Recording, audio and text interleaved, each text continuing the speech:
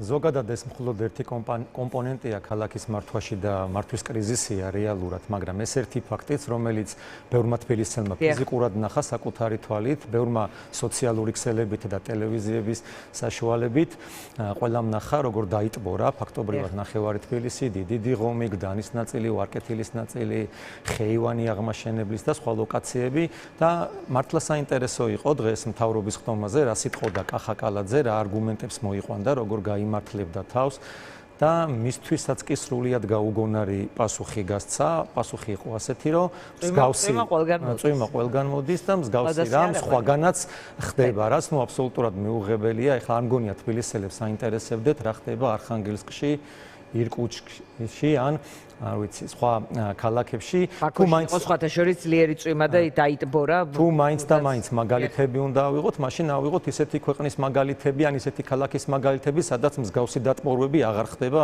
ასეთი არის ტოკიო, კოპენჰაგენი, როტერდამი, ლონდონი, სეული, არ ვიცი, ბევრი ქალაქია და მეორე იყო კიდევ ძალიან უხერხული, ვფიქრობ თბილისელებისთვის, რომ თუ თვითონ ვერ მოიძიებენ, სად ხდება მსგავსი ფაქტები, მე დავეხმარები Google-ის საძიებო სისტემით, რომ ესეთი კადრები ვანახო და ასევე თავისუფლად შემიძლია მეც მოვიძიო ისეთი ქალაქები და ადგილები, სადაც დატბორვები აღარ ხდება, ხო? ტაიფუნი ხდება იაპონიაში და ისეთი სისტემა მოიფიქრეს ტოკიოში, რომ ტაიფუნისაც აღარ ეშინიათ და ამ დატბორვასაც კი გაუმკლავდებიან და ამიტომ ესეთი განცხადებები აბსოლუტურად არასერიოზულია. საკრებულოში ხართ წარმოდგენილი, ასე დროს ქალაქის სამსახურებმა ან მერიამ რა შეიძლება დაგეგმოს ან სანიაღვრე გაწმენდა სისტემების, თქვათ ეს ნელ-ნელა იცვლება ხო გარკვეულ უბნების მიხედვით, თქვათ რაღაც სამუშაოები ხდება მიწისქვეშა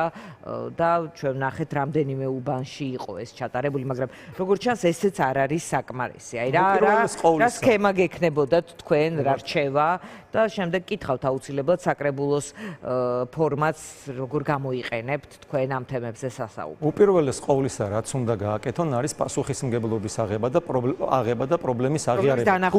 ხო, თუ პრობლემას არ აღიარებს, შესაბამისად დიაგნოზსაც ვერ დასვამ და ბუნებრივია, რომ შედეგებამდეც ვერ მიხვალ.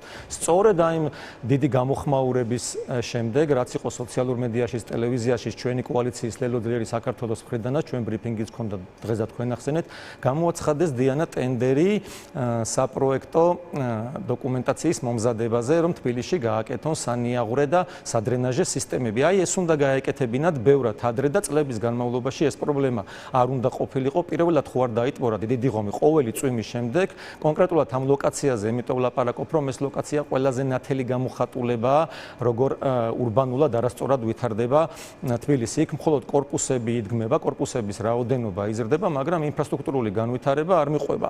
ავტობუსებშიც კი შევიდა წყალი, საბურავები იცით ხო რამ სიმაღლეზეა და იმ სიმაღლეზე იყო წყალი დიდი ღომში, რომ ავტობუსებშიც კი ხალხი წვიმაში დადიოდა, ასე ვთქვათ. ეს კადრებიც ცელდებოდა. კი ბატონო, ამიტომ ეს დიდი ხნის პრობლემა არის და წლების განმავლობაში, როცა თბილისის ბიუჯეტი, ეხლა ამ წუთას არის 2026 წლის ბიუჯეტი არის 2 მილიარდ 600 მილიონი ლარი, მხოლოდ 4 მილიონი ლარი არის გამოყოფილი სანიაღვრე სისტემების გამართვაზე, რაც ბუნებრივია აბსოლუტურად არაადეკვატური და არასერიოზული თანხაა და 4 მილიონი ლარი ამ პრობლემას ვერ მოაგვარებს. ამიტომ პრიორიტეტის დასახვა არის მთავარი პრობლემის აღიარება და არაფერი არ არის ხო გაუკეთებელი. ახლა სანიაღვრე სისტემა თუ ვერ გამართეს თბილისში, ხო, საერთოდ რაზე უნდა კონდეს პრეტენზია, ჩვენ ხო არ ვსაუბრობთ რაღაცა უზარმაზარ პროექტზე, ხო, სანიაღვრე სისტემის გამართვაზეა საუბარი, რომელიც ყოველი წვიმის შემდეგ თბილისს აზარალებს. ახლა კი იყო იყო მოქალაქეები როგორ უდგებიან, თქვათ რაღაც პერსონალურ პასუხისმგებლობებზე, რომ რაღაცეები თქვათ არ არის სანიაღვრე სისტემის გამართვა, არ არის ისეთი გამოწვევა, რომ ქართული ოცნების 15 წლიანი მმართველობის პირობებში ეს პრობლემა მუდმივად იდგეს და მივიდნენ ახლა იქამდე მართალია ძალიან დაგვიანებით, მაგრამ საპროექტო სამუშაოებზე გამოაცხადეს ტენდერი და იმედია, რომ ისევ რომელიმე მათთან დაკავშირებული კომპანია არ მოიგებს და უხარისხოთ არ გააკეთებს და ერთადერთი ეს გამოწვევა რჩება ახლა, რომ დროულად ვადებში გაკეთდეს და დამატებითი სახსრები გამოიყოს და ამისთვის მოაკლონ სხვა ისეთ სახსრებს, თქვათ მანქანები აღარ იყიდონ, თქვათ PR-ში აღარ გადაიხადონ და უამრავი მუხლია იქ საიდანაც ამ გამოთავისუფლება შეიძლება ამ თანხების და სანიაღვრე სისტემები ერთხელ და და სამუდამოდ გამართონ, იმიტომ რომ აქ მხოლოდ ამაზე არ არის საუბარი, ეს როგორც თქვი კომპლექსური საკითხია, გარდა რაღაცა გზების დატბორვისა, იქ მიწა ჩამოიშალა და ადამიანების ჯანმრთელობას და სიცოცხლეს შეუქმნა. საფრთხე და ამას თუ მომცემ საშუალებას აუცილებლად მინდა გამოვეხმაურო, იმიტომ რომ ამ ხრივად ძალიან გაუგონარი განცხადება გააკეთა კახაკალაძემ. მისი ერთადერთი არგუმენტი იყო ის, რომ მის კომპანია, რომელიც იმ სამუშაოებს აწარმოებდაო, არ იყო ჩვენს მიერ შერჩეულიო. თითქოს მხოლოდ ნებართვების გაცემა იყოს მერიის პასუხისგებლობა და აქ არ იყოს მისი პასუხისგებლობა, ასევე მოქალაქეების უსაფრთხოების დაცვა, რისკების მართვა და მონიტორინგი. თან ამავე განცხადებაში თქვა, რომ ეს პრობლემური ადგილი იყო, იქ ძველი კოლექტორი გადიოდაო და ამიტომ ხიმინჯების მოწყობა დავავალეთ კომპანიასო და თუ წინასწარ იყო ეს რისკები ცნობილი და თვითონვე აღიარებს. პრობლემაც აღიარეს, იმიტომ რომ კომპანია 30,000 ლარი დააჯარიმეს. ესე იგი, რეალური პრობლემა მოხდა, რეალურად იყო დარღვევა, უსამართლოდ ხო არ დაუჯარიმებიათ ეს კომპანია. ეს არის არგუმენტი, რომ ესე იგი მართლა მოხდა დარღვევა. ასევე თვითონ აღიარა, რომ პრობლემური ადგილი იყო და იქ რთული საინჟინრო გადაწყვეტილებები იყო მისაღები, ხო? და მაინც ჩამოიშალა ის ფერდი და მაინც შეიქმნა საფრთხე და მე ამაზე კიდევ მინდა ერთ საკითხზე ვისაუბრო, აუცილებლად თუ იქიდან გამოსაყვანი გახდა მოსახლეობა, ხო? ამ შემთხვევაში ეს დამატებითი ხარჯი იქნება თბილისელებისთვის, იმიტომ რომ 14 სართულიანი კორპუსია, უამრავი ოჯახი ცხოვრობს და მათი ბუნებრივია, ხო, ვიღაცის უპასუხისმგებლობას, ხო, თბილისის ბიუჯეტი რეალურად იხდის თბილისის მაცხოვრებლები გადასახადის გადამხდელების ფულია ეს, ხო და დამატებითი ხარჯი იქნება ეს უზარმაზარი თბილისისთვის. ამიტომ პოლიტიკური პასუხისგებლობის საკითხს, რომელსაც მუდმივად ვაყენებთ და ყოველთვის სხვაგანაც წვიმს და მაშინ თუ დაიტბორება ქუჩები და თუ Google-ის საძიებო სისტემა უნდა დაგვეხმაროს, მაშინ თუ მოხვდებით წვიმაში, ლინკი მოგვივიდეს დიანა, სადაც ჩავრთავთ ამ ლინკს და ვნახავთ როგორ იტბორება თქვა სხვაგანაც და ეს იქნება დამამშვიდებელი. ან ეს რა პასუხია, არასერიოზული პასუხია, ბუნებრივია, ხო? ამიტომ თავარია რომ კახაკალაძე მერთხელ და სამუდამოდ გაიაზროს, რომ ის არ არის რიგითი თბილისელი, ამ შემთხვევაში თავის თანამდებობიდან გამომდინარე მას კონკრეტული პასუხისგებლობები ეკისრება და პერსონალურად არ არის მხოლოდ მის პერსონაზე პასუხისგებლობა. ბუნებრივია, ხო, ის არის თბილისის მერი და მას განსაკუთრებული პასუხისგებლობები აქვს და Google-შიც ახლა 21 საუკუნეში რაღაცნაირად მოახერხებენ თბილისელები, რომ თვითონ დაგუგლონ და ნახონ სოფლიოში რა ხდება და მშვენივრად ხედავთ რა ხდება. საკრებულოს ფორმატი რაში შეიძლება დაგეხმაროთ თქვენ როგორც საკრებულოს წევრს, რომ ამ საკითხებზე, მათ შორის ბიუჯეტის განხილვის დროს იყოთ უფრო აქტიური ან შეიძლება მოითხოვოთ, იმიტომ რომ არ გაქვთ თქვენი ხმა, ასე ვთქვათ, მცირეა, უმრავლესობა ოცნება, მაგრამ რაღაცნაირად რომ ის აქციოთ, ის ადგილი ამ კონკრეტულ თემებზე მსჯელობის ადგილად. კი ბატონო, გადაწყვეტილებების მიღების პროცესში გეთანხმებით, რომ ჩვენი ხმა არ არის გადამწყვეტი, თუმცა მე არ ვფიქრობ, რომ მცირეა და მხილებას, გახმოვანებას ამ პრობლემისას და დაარქივებას ჩვენ რომ ამაზე ვსაუბრობთ, ხო ამას აქვს ძალიან დიდი მნიშვნელობა, მე თქვენს ეთერშიც მისაუბრია, რომ ძალიან ბევრჯერ კონკრეტული გადაწყვეტილებები მიგვიღია. მაგალითად, ცოტა ხნით ადრე ჯავის ქუჩაზე ქვეითად მოსიარულე დაიღუპა სამწუხაროდ ავტოსაგზაო შემთხვევის შემდეგ. მე ერთხელ მივმართე თბილისის მერიას და მივიღე უარყოფითი პასუხი იქ რაღაც ღონისძიებების გატარებაზე, მაგრამ უკვე მეორედ მიმართვაზე, რომ ჩვენ არ ვხსნით ამ პრობლემას დღის წესრიგიდან და იქ რეალური პრაქტიკული რისკი არსებობს, რომ ისევ განმეორდეს ეს შემთხვევა, თუ იქ შუქნიშანი არ მოეწყობა, ამის შემდეგ კეთილინებეს და გააკეთეს. ამიტომ ჩვენ თუ სწორად დავსვამთ საკითხს და ამ შემთხვევაში აგერ პირდაპირ დევს ხო მაგალითი, რომ ჩვენმა ძალისხმევამ, პროტესტმა, ხმაურმა, გახმოვანებამ ამ პრობლემისა მოიტანა ის შედეგი, რომ დღეს 14 წლის განმავლობაში პირველად გამოაცხადეს დიდი მასშტაბური ტენდერი 170,000 ლარია მხოლოდ საპროექტო დოკუმენტაციის შესყიდვის ღირებულება. ბუნებრივია, რომ ამ პროტესტს, ამ გახმოვანებას მოაქვს კონკრეტული შედეგები.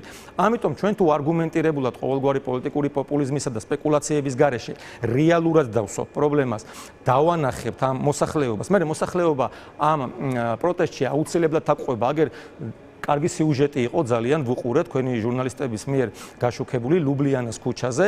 ეს ხმაური მოყვა ასევე თქვათ ვაჯაბშაველას ზეგთა რო ჩამოინგრა ეს მიწა ზუსტად ამის შემდეგ მოსახლეობამ რო ნახა ის გაშუქება, ამაზე საუბარი პოლიტიკოსების მხრიდან, ჟურნალისტების მხრიდან, ამის შემდეგ უკვე სხვა ლოკაციებზეც ადამიანებმა დაიწყეს მსგავს პრობლემებზე საუბარი. ამიტომ ჩვენ თუ ამას საზოგადოებას სწორად მივაწვდით ამ თემაზე თუ ვისაუბრებთ, რა თქმა უნდა მე ჩემს ტრიბუნას გამოვიყენებ საკრებულოში პარასკევს არის მისდომა საკრებულოსი და აუცილებლად უსაფრთხოების საკითხებზეც ვისაუბრებდა ამ წვიმით დაზარალებულ თბილისზეც. ამაზე აუცილებლად გავაკეთებ ასევე დოკუმენტითაც მივმართავ ოფიციალურადაც და დავაარქივებ ამ ინფორმაციას, რომ ჩვენ ამაზე ვსაუბრობდით, მიუთითებდით და ძალიან ბევრი საკითხი, რომელზეც ჩვენ გვისაუბრია, შეიძლება იმ დღეს და იმ თვეს არ გაკეთდეს, მაგრამ მომავალში აუცილებლად მიიღება ხოლმე მხედველობაში ამ რეჟიმის მხრიდანაც კი, იმიტომ რომ ჩვენ ყოველთვის ვცდილობთ რომ ვისაუბროთ არგუმენტებით. ნიკა, მინდა ისევ დაუბრუნდე წვიმის თემას და კალაძის რამდენიმე არგუმენტი კიდევ ერთხელ გავიმეორებ. ერთი ის საუბრობს, რომ წვიმისა და ქარის შედეგად ჩამოყრილი ტოტები და ფოთლები ეფარება ცხაურებს და საყოფაცხოვრებო ნარჩენი, რომელიც ანიაღვრე ქსელში ხვდება, ხელს უშლის წყლის გადინებას. ეს ერთი მისი არგუმენტი და მეორე ეს არის სანიაღვრე ქსელების მოძველება ან მისი არარსებობა და 2017 წლიდან ასეა, როცა ვიწყებთ ქუჩის სარეაბილიტაციო სამუშაოებს, ვაწესრიგებთ მიწისქვეშა კომუნიკაციებს და ბევრჯერ გვითქვამს, რომ მთელი ქალაქის მასშტაბით გვაქვს სერიოზული გამოწვევა, ერთდროულად ყველაფერს ვერ შევძლებთ, მაგრამ ეტაპობრივად ყველა პრობლემა იქნება მოგვარებული, მოწესრიგებული, არ დარჩენილა ადგილი, სადაც ჩვენი თანამშრომლები არ მისულიყვნენ, არ ქონოდათ კომუნიკაცია და ასე შემდეგ. მოკლედ ეს არის მისი ორი არგუმენტი. ჩემი აზრით ძალიან სუსტი არგუმენტია და ისევ კალაძეს მივმართავ, როგორც ჩვენ მოგვმართა, რომ Google-ის საძიებო სისტემით მოვიძიოთ, რომ სხვა განაცხადება მსგავსი ფაქტები, ასევე მე მას მივმართავ, რომ Google-ის საძიებო სისტემით მოიძიოს,